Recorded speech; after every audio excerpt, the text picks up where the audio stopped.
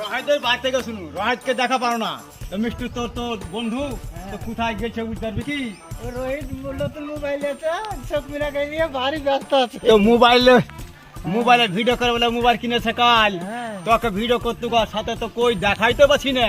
ও মোবাইলে শেখ হাসিনা সেজে গেছে। ও শেখ হাসিনা সেতে চশমা চোখে দিয়ে এখন বাংলাদেশ থেকে মুখ্যমন্ত্রী পেলেছে, এখন ভারতে মোদীকে লিখে যাচ্ছে সুন্দর পরে বসে আছে।